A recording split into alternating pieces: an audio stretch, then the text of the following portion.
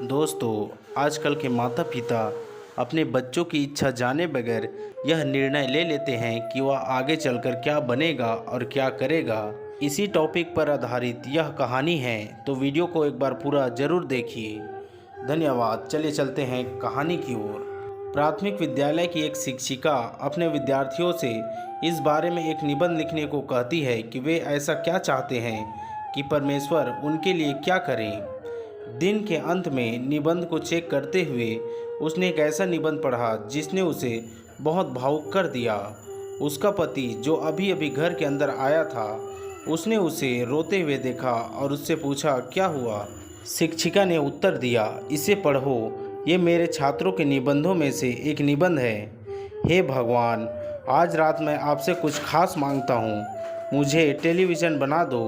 मैं इसकी जगह लेना चाहता हूँ और अपने घर में टीवी की तरह रहना चाहता हूँ। अगर आप ऐसा करते हैं तो मेरा अपना विशेष स्थान होगा और मेरा परिवार मेरे चारों ओर होगा।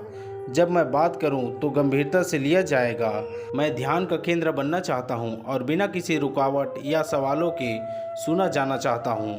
मैं वही विशेष देखभाल प्राप्त करना चाहता हूँ जो टीवी को तब भी मिलती है जब वह काम नहीं कर रहा होता है या बंद होता है। मेरे पिताजी की संगति मिलेगी जब वे काम से घर आए तब भी, जब वे थके हुए होते हैं तब भी।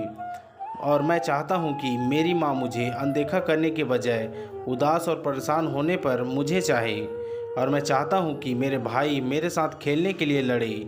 मैं यह महसूस करना चाहता हूँ कि मेरे परिवार मेरे साथ कुछ समय बिताने के लिए हर चीज़ को छोड़ सकता है। और आखिर में, लेकिन कम से कम सुनिश्चित करें कि मैं उन सभी को खुश रख सकता हूँ और उनका मनोरंजन कर सकता हूँ।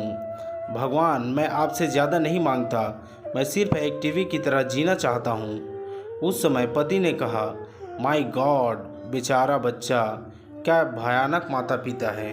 पत्नी ने उसकी ओर देखा और कहा, यह हमारे बेटे का निबंध है। कहानी, बेटा क्या बनेगा। एक आदमी का बेटा जेल से लौटने वाला है। जेल में 5 साल बिताने के बाद आदमी यह जानने के लिए बहुत उत्सुक था कि उसका बेटा जीवन में आगे क्या करने की योजना बना रहा है और वह अपने भविष्य के लिए कौन सा पेशा चुनने जा रहा है। वह अपने बेटे का परीक्षण करने का फैसला करता है। वह अपने लिविंग रूम में एक टेबल पर शराब की एक बोतल, नोटों का एक बंडल, एक बंदूक और एक धार्मिक पुस्तक रखता है। उसकी पत्नी उसे ऐसा करते हुए देखती है और उससे पूछती है कि वह इन चीज़ों के साथ साथ क्या करने की योजना बना रहा है। वह आदमी यह कहकर समझाता है कि ये प्रयोग यह निर्धारित करने के लिए एक परीक्षा है कि हमारा बेटा जीवन में क्या करेगा। अगर वह शराब उठाता है तो वह शराबी बनेगा। अगर वह किताब उठाता है तो वह एक पुजारी बनेगा। अगर वह बंदूक उठाता है तो वह एक गैंगस्टर बनेगा। अगर वह पैसे के गड्ढे उठाता है तो वह एक व्यापारी बन सकता है। वह आदमी लिविंग रूम में पर्दे के पीछे छिप जाता है और अपने बेटे के आने का इंतज़ार करता है। जैसे ही वह लड़का दरवाजे के अंदर प्रवेश करता है, उसे मेज़ पर 4 चीज़ें दिखाई देती है।